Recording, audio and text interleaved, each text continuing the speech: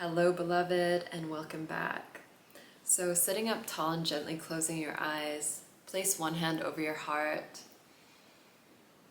and feel the divine beating within your temple body, within your heart, the sacred pulse of the divine, your heart connecting to the divine, your version of the divine.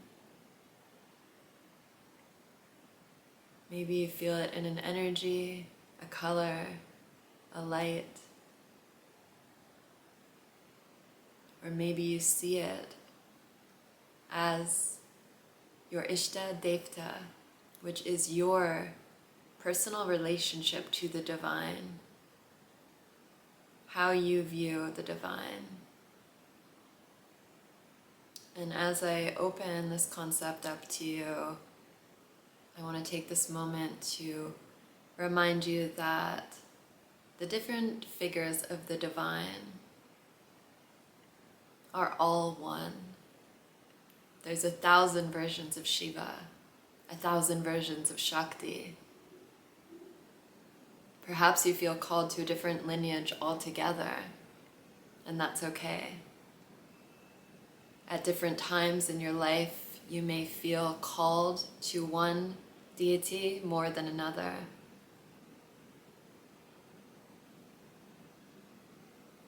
Perhaps you already know your Ishta, and perhaps you don't. And just knowing it's all sacred, it's all perfect, your journey is in perfect timing.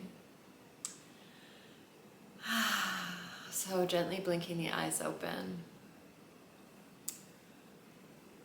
Your relationship to the divine is yours. It's your personal relationship. I traveled all around the world, literally, to different temples and mosques and churches because I love to know what people believe in, and I wanted to discover what my path was. So the way I did that was to taste and experience every single path and then see what resonated most with me. And I approached all of those with an open mind and open heart, just open to what do you have here for me and what resonates most. There's a lot of etiquette and even rules and commandments and things like this along the religious and spiritual paths. I welcome you to create your unique connection to the divine. And this is beyond logic, it's beyond the mind. It comes from within. It comes from your soul, your own spirit. So what I'm sharing here with you, I'm not telling you this is right and to follow this path. I'm telling you to come back, inviting you to come back to the divinity within you, the truth within, your true nature. Perhaps throughout your life and up until this point, you've been looking and distracted outside of yourself, and you're coming deeply back to yourself. So I invite you to fully listen and see what arises. Perhaps you already know what your version of the divine is at this time in your life. My personal relationship with the divine is through Shiva, and I have been a Shiva devotee. I did have dreadlocks, jatas they call them, for almost 8 years, up until about 1.5 years ago when I went through a whole tower card moment in my life, and they were a symbol of my devotion to Shiva. I did come to realize that I get to choose how that looks, and as much as it's powerful to embody a devotee, at the time it felt like it's so beyond the physical that I don't need these anymore, and I wanted to get rid of the energy that was in them as well, as over the years we collect energy in our dreadlocks, and it just felt like I needed the rebirth and the shedding. And something about Shiva is that the etiquette is different when you devote yourself to Shiva. He's known as kind of the bad boy in Hinduism, and he accepts everyone as they are.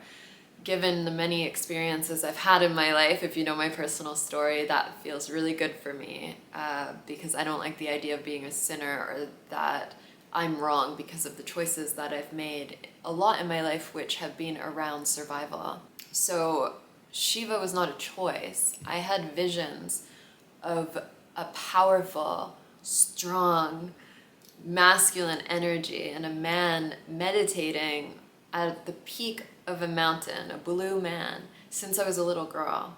And I don't know if, I have no way of knowing if I saw images of Shiva or something and it went into my little subconscious at the time and I was awakened by his energy, or if it just came from past lives or from inside of me. I have no memory of ever being around anything to do with Shiva until my late teenage years.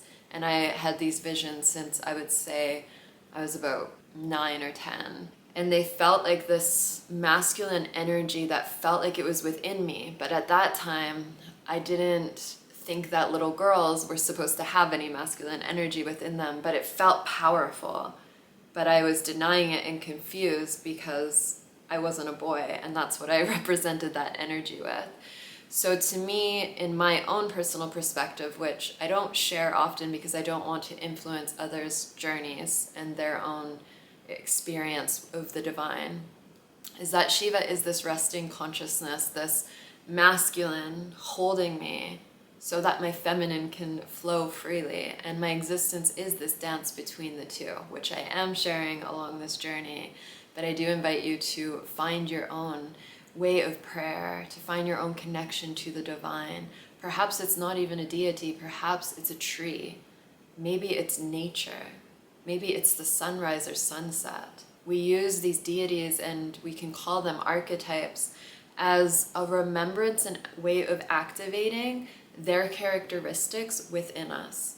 So if you are wanting to be more in integrity and be a virtuous man, for example, you may be following Rama. Or if you want to be more in your abundant energy and to really see the beauty in all of life and to feel it everywhere you are, perhaps then at this time you will work with and feel called to Lakshmi, so that when you are practicing your puja, you are awakening her energy within you. So this is how different deities can serve us at different times in our lives. But there may just be one great archetype or deity or god or goddess that you feel really called to and desire to devote yourself to, which is a really beautiful experience. For me, devoting myself to Shiva is higher than any relationship I have with a beloved, with a partner in physical form. And I view my partners as embodiments of Shiva. I view everyone as embodiments of Shiva and Shakti. So if you don't know your version yet, I invite you to really sit with this and just ask, close your eyes, place your hand over your heart, and just ask to be shown. And perhaps right now isn't the time yet. For me, I work with different goddesses, and I have my membership program which works with a different goddess every month. And her theme, we work with the Mahavidyas, which are the tantric goddess archetypes. But when it comes to the goddess, my own personal experience again is that there isn't something inside of me that desires to devote myself to just one version. And I've come to realize that's because there's so many aspects of me. I am not in a box at all. I go through many different chapters of my life. I explore a lot in life. I explore a lot of different realities, energies, embodiments. And so it makes sense that I desire to worship all versions of Shakti as well as all versions of myself. So I often will have Durga because Durga to me encompasses many of the different Shakti energies rather than just one. But I flow through the different goddess archetypes, and also with the remembrance that she is one. It is all of the same energy within and outside of me. So when you do find your Ishta, you can look up their mantra, look up their seed mantra to begin your mantra meditation and practice. You can get an image of them and put it on your altar. You can, of course, get a statue if you can find one. You can get their yantra, which is their geometrical pattern, and really just sitting with your heart and calling them in and speaking to the divine in this way. And again, this is all intuitive too. It'll come to you how that aspect of the divine is desiring to connect with you. So I wish you many blessings along this journey, and know that your timing is perfect.